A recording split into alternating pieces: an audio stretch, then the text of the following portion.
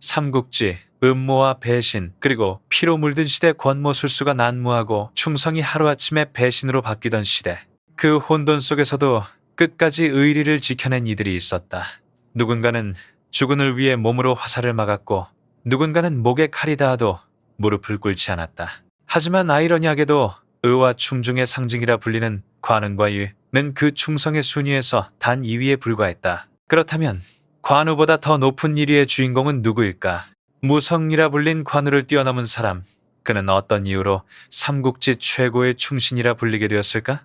지금부터 펼쳐질 이야기는 우리가 알고 있던 삼국지의 이미지를 완전히 뒤집을 것이다. 역사의 그림자 속에 묻혀있던 진짜 이야기. 놓치지 마세요. 구독과 좋아요는 다음 전설의 시작입니다. 8. 고순고 여포의 충직한 부장. 삼국지의 혼란한 시대. 권력과 이익에 따라 주인이 바뀌는 세상 속에서 끝까지 한 사람만을 위해 목숨을 바친 무장이 있었다. 그의 이름은 고순가순 반역과 변덕으로 악명 높은 여포의 부하였다.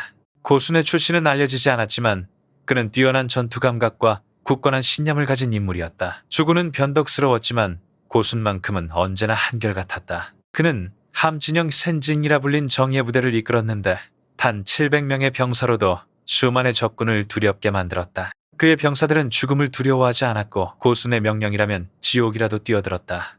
여포가 합의성 차비를 차지했을 때 성을 지키고 군을 다스린 사람도 여포가 아니라 고순이었다. 그는 충원으로 주군의 잘못을 막으려 했지만 여포는 항상 귀를 닫았다. 그럼에도 고순은 결코 등을 돌리지 않았다. 그에게 충성은 주군의 공과가 아니라 자신이 맺은 의리의 문제였다. 조조의 군대가 합의성을 포위했을 때 고순은 마지막까지 저항했다. 이미 패색이 짙고 동료들은 하나둘 도망치거나 배신했지만 그는 끝내 칼을 내려놓지 않았다. 문을 열고 항복한 것은 고순이 아니라 배신자 후성거였다. 포로가 된 고순에게 조조는 직접 항복을 권했다. 그대 같은 인재는 아까우니 내 밑으로 오라. 하지만 고순은 아무 말도 하지 않았다. 그저 조용히 고개를 들고 하늘을 바라보았다. 그의 눈빛에는 후회도 두려움도 없었다. 결국 그는 참수형을 당했다. 그러나 죽음의 순간까지도 고순은 여포의 부하로 남았다. 후세 사람들은 말했다. 배신의 상징 여포에게도 진정한 충신들이 있었다. 하나는 진궁, 다른 하나는 고순이다. 고순은 화려하지 않았다. 공을 자랑하지도 이름을 남기려 하지도 않았다. 다만 자신이 섬긴 사람에게 끝까지 책임을 다했다. 그의 죽음은 조용했지만 그 충성은 천년을 넘어 전해진다. 고순 이름보다 뜻을 지킨 사나이. 그는 삼국지의 수많은 영웅들 속에서 가장 조용하지만 깊은 울림을 남긴 인물이었다. 7. 주태소, 불멸의 근위장. 삼국지의 수많은 명장들, 관우장비 조운처럼 이름이 널리 알려진 영웅들이 있다. 그러나 그들 사이에서 조용히 빛난 한 사람이 있었다. 그는 명예도 영광도 바라지 않았다. 오직 한 가지 주군을 지키는 방패로 살겠다는 신념뿐이었다. 그의 이름은 주태조. 그는 평생을 불멸의 근위병으로 살았다. 주태, 자는 유병유. 택한 출신으로 손체크야에서 싸움을 시작했고 이후 손콘낭을의 가장 믿음직한 장수가 되었다. 처음엔 그저 평범한 무장이었으나 전장마다 앞장서고 위험할수록 주군의 곁으로 달려드는 그의 모습은 곧 병사들 사이에서 전설이 되었다. 손책이 회기를 정벌하던 시절 젊은 손권은 선원 쉔천을 맡아 수비 중이었다. 적군의 기습으로 성이 함락 직전 손권은 포위되어 말마저 끊겨 위기에 처했다. 그 순간 한 장수가 혼자 적진 속으로 돌진했다. 화살이 빗발치는 가운데 한 손으로는 방패를 들어 주군을 막고 다른 손으로는 칼을 휘둘러 길을 열었다. 그가 바로 주태였다. 그는 몸이 벌집이 되도록 싸웠다. 전투가 끝났을 때 그의 등에 깊은 상처가 12곳 넘게 남았다. 피로 물든 갑옷 위로 쓰러진 그를 보며 손권은 눈물을 흘렸다. 그날 이후 손권은 주태를 단순한 부하가 아닌 자신의 생명을 구한 형제처럼 여겼다. 수많은 상처에도 주태는 다시 전장으로 나섰다. 적벽대전, 강하, 합비, 어디서나 그는 선봉에 섰다. 언제나 가장 위험한 곳, 가장 먼저 나아가는 자. 그가 지키는 곳에는 손권의 깃발이 결코 쓰러지지 않았다. 한때 그의 낮은 출신을 이유로 그를 얕잡아보는 장수들이 있었다. 그러자 손권은 친히 명하여 주태의 상처를 보여주게 했다. 그의 몸은 이미 하나의 전장 같았다. 새살이 돋을 틈조차 없이 겹겹의 상흔이 뒤덮인 몸. 그 순간 아무도 더 이상 그를 무시하지 못했다. 손권은 눈시울을 붉히며 그를 끌어안고 말했다. 이 사람의 상처 하나하나가 내가 살아있는 증거다. 나라가 안정된 뒤에도 주태는 변하지 않았다. 그는 한중, 여홍 등 주요 거점을 맡으며 손권의 믿음을 받았지만 결코 공을 내세우지 않았다. 벼슬이 올라 위장군, 능응후에 봉해져도 그의 삶은 언제나 검소하고 조용했다. 사람들은 그를 불멸의 근위장이라 불렀다. 그 이유는 불사신처럼 싸워 살아남아서가 아니라 그의 충성심이 결코 죽지 않았기 때문이다. 나라가 위태로울 때마다 그는 다시 일어섰고 그의 검은 언제나 주군을 향해 있었다. 주태는 시나 찬가를 남기지 않았다. 대신 그의 몸이 기록이었다. 수많은 흉터는 그의 언어였고 그의 피는 충성의 서명이었다. 주군이 살아있다면 나도 살아있다. 주군이 위험하다면 내 생명은 이미 그분의 것이다. 세상은 변하고 권력은 흘러가지만 그의 충성은 천년이 지나도 빛을 잃지 않았다. 삼국의 수많은 영웅들 중에서도 그는 이름보다 믿음을 지켜낸 사나이로 남았다. 6. 장임. 장임 태성을 지키다 죽음을 택한 자, 두 임금을 섬기지 않으리라. 삼국지 속 수많은 충장주 이야기 속에서 우리는 흔히 관우, 장비, 조웅 같은 영웅들의 용맹을 떠올린다. 하지만 그 화려함 뒤에 숨어있는 이야기들도 있다. 그 중에서도 장임만은 화려함 대신 한 평생의 저리만을 택한 인물이다. 두 임금을 섬기지 않겠다는 결연한 신념과 함께 장임은 익주의 실력자, 유장류의 중심이었다. 권력과 기회가 넘치는 시대에 많은 장수들이 운명을 따라 주인을 바꾸었다. 그러나 장임은 달랐다. 그는 유장을 위해 충성했고 주군이 실력과 판단에서 부족해도 그의 배신은 절대 선택지 없었다. 211년 유비가 익주를 돕는다는 명분 아래 이지러진 익주로 병력을 들여왔다. 초반엔 유장은 이를 믿고 병량과 병사를 제공했지만 곧 유비의 속셈은 익주 차지임이 드러났다. 배신이 시작되자 장임이 제일 먼저 나섰다. 그는 병력이 열세하다는 걸 알면서도 요충지를 지켰고 황중 위연 같은 유비의 무장들과 전투하며 마지막까지 버텼다. 그 중에서도 라성계 방어전은 특히 치열했다. 수도 없이 적의 공세가 몰아쳤고 거의 모든 아군이 물러갔지만 장임은 그 자리에 남아 싸웠다. 그 전투에서 병력이 거의 괴멸 직전이 되자 유비는 장임에게 항복을 권했다. 그는 제안도 포상도 권력도 받았지만 모든 유혹을 거절했다. 나는 이미 유장의 은혜를 입었네. 주군이 망했어도 반역자가 될 순 없다. 차라리 죽어 충을 지키겠네. 그의 말은 한마디였지만 그 뜻은 산을 울렸다. 그는 스스로 목숨을 끊어 저리를 지키는 길을 택했다. 눈물도 불평도 없었다. 그저 조용히 떠나 영원히 충신으로 남고자 했다. 그 광경을 본 유비는 탄식하며 말했다. 장임 같은 자가 내 곁에 있었다면 이 천하는 어찌 내 것이 아니겠는가. 이후 유비는 장임을 정중히 장사 지내고 그에게 충용장군 또 유시라는 시호를 내렸다. 장임의 죽음은 평범한 패배가 아니었다. 그는 패한 자가 아니라 자신의 길을 이긴 자였다. 그는 권력의 유혹을 이겨냈고 생존의 본능을 이겨냈으며 마지막 순간까지 인간다운 선택을 지켜냈다. 오늘날 복잡하고 혼란한 세상 속에서도 장임의 이야기는 하나의 울림이다. 사람됨이란 무엇인가? 지조란 무엇인가? 그가 선택한 길이 우리에게 던지는 질문이다. 오. 유화료가 죽음을 가장하고라도 다시 주군에게 돌아간 사나이 삼국지 시대. 세상이 혼란하고 충성이 흔들리던 그때 죽음을 무릅쓰고 죽은 척까지 하며 주군에게 돌아간 자가 있었다. 그 이름은 요화, 려화. 그는 명장들의 화려한 이름 뒤에서 조용히 빛났지만 그의 충의는 세월이 흘러도 잊히지 않는다. 요화는 이름난 집안 출신이 아니었다. 그는 관우 휘하의 작은 관리로 시작해 늘 성실하고 조심스러운 태도로 임무를 다했다. 관우에게 요화는 단순한 상관이 아니라 평생을 바칠 참된 주인이었다. 219년 관우가 번성 전투에서 패하고 전사하자 형주 전체가 동호의 손에 넘어갔다. 수많은 촉한 장수들이 죽거나 포로로 잡혔고 요화 역시 그중 한 사람이었다. 적지의 감시 아래 그는 철저히 감금된 신세였다. 하지만 그의 마음은 결코 굴복하지 않았다. 그는 손권의 회유를 거절했고 그 어떤 벼슬 자리도 받지 않았다. 그의 눈에는 오직 한 길, 다시 촉으로 돌아가 주군을 섬긴다. 그가 택한 방법은 단 하나, 죽은 척하는 것이었다. 요화는 자신이 병으로 죽은 것처럼 꾸미고 적군을 속여 관 속에 실려나갔다. 그 순간부터 시작된 것은 한 사람의 목숨을 건 귀환이었다. 노모를 데리고 산을 넘고 강을 건너며 밤에는 숨고 낮에는 걸었다. 굶주림, 질병, 추위, 그 모든 것이 그를 덮쳤지만 요하의 마음은 한순간도 흔들리지 않았다. 그는 오직 한 생각뿐이었다. 촉한으로 돌아가 죽은 유비를 뵙겠다.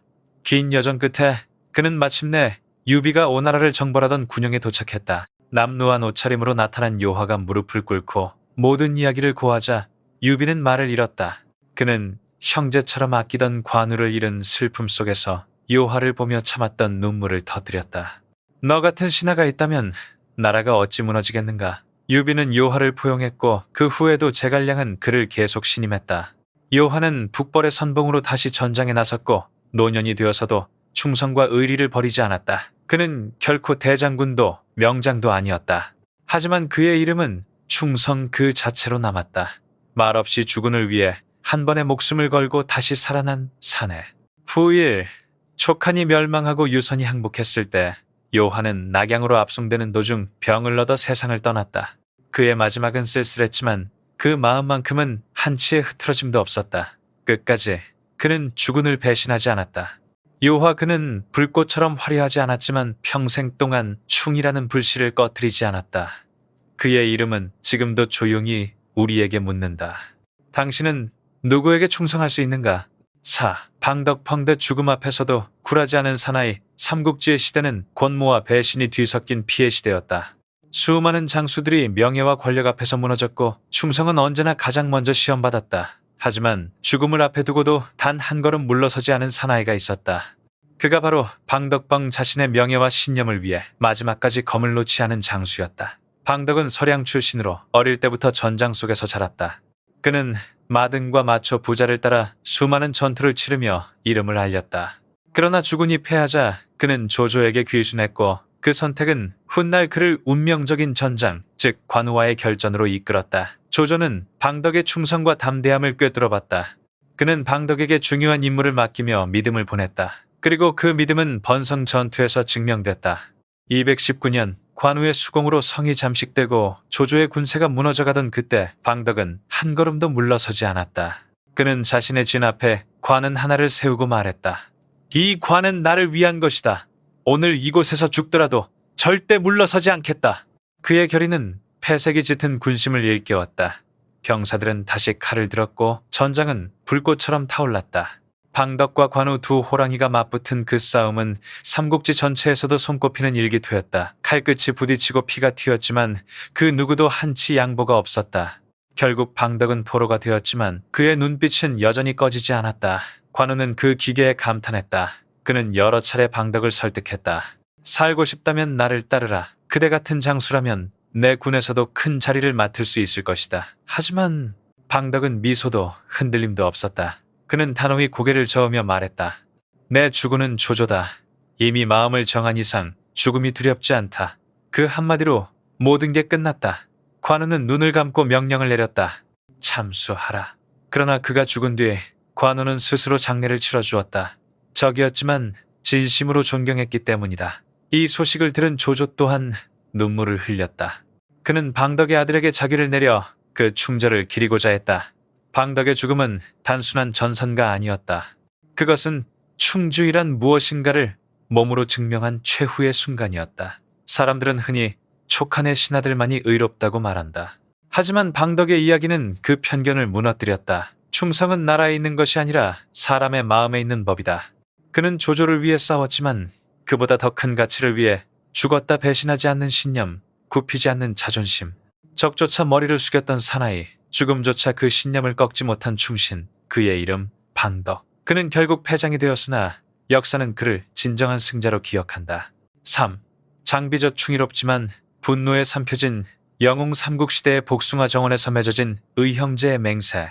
유비가 큰 뜻을 품은 지도자였다면 관우는 의로움의 상징이었고 장비는 거칠지만 누구보다 뜨거운 순수한 충의 그 자체였다. 그는 이익도 명예도 바라지 않았다. 오직 유비를 위해, 의를 위해 목숨을 던졌다. 그러나 바로 그 뜨거운 충성심과 폭발적인 성격이 결국 그를 비극으로 이끌었다. 장비는 원래 북방의 작은 도시에서 술집을 운영하던 상인이었다. 하지만 그는 힘이 장사였고 성격은 불같았다. 놀랍게도 그는 글씨와 그림에도 능했다. 거칠고 무뚝뚝한 겉모습과 달리 속으로는 예술을 사랑한 섬세한 영혼이었다. 그러나 세상은 혼란했고 그는 붓 대신 창을 들었다. 그리고 유비, 관우를 만나 맹세했다. 같은 날 태어나지 못했어도 같은 날 죽겠다. 이 맹세는 장비에게 단순한 말이 아니었다. 그의 삶 전체를 지배한 신념이었다. 패배가 거듭되어도 떠돌이가 되어도 그는 단 한 번도 유비의 곁을 떠나지 않았다. 장판교 전투에서 장비는 진정한 전설이 되었다. 유비의 군대가 무너지고 백성들이 혼란 속에 도망칠 때 그는 단 10명의 기병만 이끌고 적의 추격을 막아섰다. 나 장인떡 사계 여기 있다. 그의 일갈에 수천의 조조군이 공포에 질려 발을 멈췄다. 그 한마디로 유비의 군은 살아남았다. 그는 무력뿐 아니라 진심으로 사람을 아꼈다. 유비를 형으로 모시며 그를 위해서라면 죽음도 두려워하지 않았다. 하지만 그의 분노는 칼보다 날카로웠다. 규율을 어긴 병사는 무자비하게 매질했고 그의 부하들은 공포에 떨었다. 운명의 밤, 비극은 그렇게 찾아왔다. 관우의 복수를 위해 출정하기 전 장비는 병사들에게 기강을 세우려 했다. 명령을 어기면 죽이겠다고 호통을 쳤다. 하지만 그 두려움은 곧 원망으로 바뀌었다. 오랜 부하였던 장달과 범강은 그의 잠든 틈을 노려 그를 살해하고 그의 머리를 들고 나라로 달아났다. 적의 칼끝이 아닌 자신의 부하에게 죽임을 당한 비극의 충신. 유비는 그 소식을 듣고 통곡했다. 그는 장비를 익성우 이천호로 추봉하며 형제의 의를 끝까지 지켰다.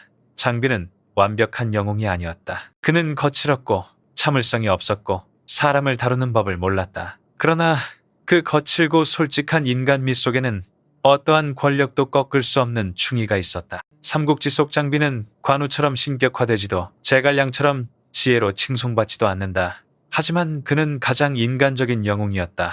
분노하고 사랑하고 울고 후회하는 한 인간. 그의 죽음은 한 가지 교훈을 남겼다.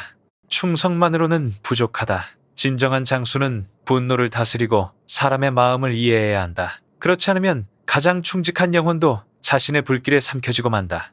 장비, 그는 짧게 살았지만 누구보다 뜨겁게 살았다. 그리고 그 불꽃 같은 생은 지금도 역사의 장에서 꺼지지 않고 타오르고 있다. 이 무성의 관우, 충의와 오만 사이의 영웅 사람들의 기억 속에서 관우, 즉 관운장은 이미 하나의 신화적인 존재다. 그의 이름은 충성과 의리의 상징으로 남았고 후세는 그를 무성의라 부르며 공자의 문성은과 나란히 모셨다. 붉은 얼굴, 매서운 봉황눈, 허리를 덮는 긴 수염, 청룡 언얼도를 들고 적진을 헤쳐나가는 그 모습은 세월이 흘러도 사라지지 않았다. 그는 혼란한 시대 속에서 정의의 화신이자 인간이 닿을 수 있는 충의의 극치였다. 하지만 역사를 조금만 깊이 들여다보면 관우의 빛은 그만큼 그늘도 깊었다. 그는 충성스럽고 의로웠지만 동시에 자존심이 하늘을 찔렀다. 그리고 그 자존심은 그를 빛나게 만든 동시에 파멸로 이끌었다. 관우는 유비를 처음 만났을 때 아무것도 가진 것이 없었다. 장비와 함께 복숭아 정원에서 맹세했다. 같은 날 태어나지 못했으니 같은 날 죽자. 그 맹세는 그의 전생애를 지배하는 신념이 되었다.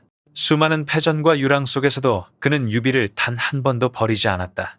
그러나 삼국의 운명은 늘 예측할 수 없었다. 한때 그는 유비의 부인을 지키기 위해 조조에게 몸을 의탁해야 했다. 조조는 그를 극진히 대했다. 금과 비단을 내리고 자기와 땅을 주며 그를 붙잡으려 했다. 그러나 관우의 마음은 이미 조조의 진영이 아닌 유비의 쪽을 향하고 있었다. 그리고 그 유명한 이야기 오관참육장, 다섯 관문을 넘어 여섯 장수를 베며 유비에게로 돌아가기 위한 피해의 귀환. 그의 충성은 이 한 사건으로 전설이 되었다. 이후 관우는 수많은 전공을 세웠다. 특히 형주를 지키며 조조의 대군을 막아냈고 방덕을 처단하고 번성을 위기에 몰아넣었다. 그의 이름은 천하에 울려 퍼졌고 조조와 손권마저 그를 두려워했다. 이때의 관우는 이미 한나라의 장수라기보다 신화에 가까운 존재였다. 하지만 영웅의 정점은 곧 몰락의 시작이기도 하다. 그의 자존심은 어느새 오만으로 변해 있었다. 손권이 사돈을 맺자고 제안했을 때 그는 강적의 자식 따위가 내 딸과 어울릴 수 있겠는가 라며 모욕을 주었다. 그 한마디는 동호 전체를 모욕한 것이었다. 그의 눈에는 적도 동맹도 보이지 않았다. 오직 자신의 정의와 명예만 있었다. 그 결과는 참혹했다. 손권은 조조와 손을 잡았고 형주는 한순간에 무너졌다. 측근이었던 부사인과 미방의조차 그를 버렸다. 결국 관우는 포로가 되어 목숨을 잃었다. 그의 죽음은 단순한 한 장수의 죽음이 아니었다. 그것은 충성과 오만이 충돌한 비극의 종착점이었다. 그는 틀리지 않았다. 그러나 세상을 너무 믿었고 적을 너무 얕봤다. 그의 정의는 불처럼 순수했지만 그 불이 스스로를 태워버린 것이다. 유비는 그 소식을 듣고 통곡했다. 형의 원수를 갚겠다. 그는 온 나라를 동원해 오나라를 공격했지만 그 전쟁은 결국 촉한을 더 약하게 만들 뿐이었다. 관우는 인간이었다. 완벽한 신이 아니었다. 그는 충의의 화신이었지만 동시에 오만의 화신이기도 했다. 그의 충성은 산처럼 높았지만 그의 자존심은 깊은 골짜기처럼 그를 삼켰다. 그럼에도 불구하고 그는 여전히 사람들의 마음속에서 살아있다. 오늘날 중국, 한국, 베트남 곳곳에서 그를 제사 지내는 이유는 그가 단순히 전쟁의 영웅이 아니라 믿음과 신의의 상징이기 때문이다. 그는 전쟁에서 졌지만 사람들의 마음속에서는 이겼다. 관우, 충의로 시작해 오만으로 끝난 사나이. 하지만 그 이름은 지금도 천년의 세월을 넘어 불멸의 신화로 남아있다. 1. 조자룡. 삼국지에서 가장 순수한 충성의 화신. 삼국지에서 충의 종이를 말할 때 많은 사람들은 먼저 관우를 떠올린다. 그는 무성이라 불리며 신으로 추앙받고 장비는 의협심 넘치는 거친 사나이로 기억된다.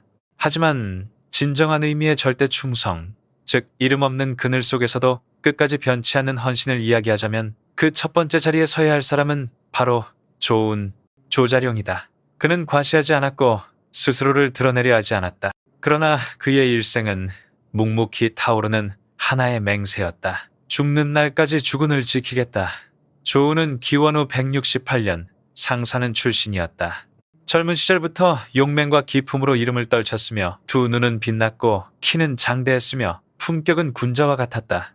하지만 그가 위대한 이유는 외모나 무예가 아니었다. 그의 진정한 힘은 의리와 절제 그리고 끝없는 충성심이었다. 그는 처음에 북방의 군벌 공손찬 밑에 있었다. 그곳에서 유비를 처음 만난다. 세상은 유비를 하찮게 봤지만 조우는 달랐다. 그는 유비의 겸손함 속에서 진심을 보았고 그 순간부터 그의 운명은 정해졌다. 유비의 사람이 되기로. 192년 조우는 정식으로 유비의 부하가 된다.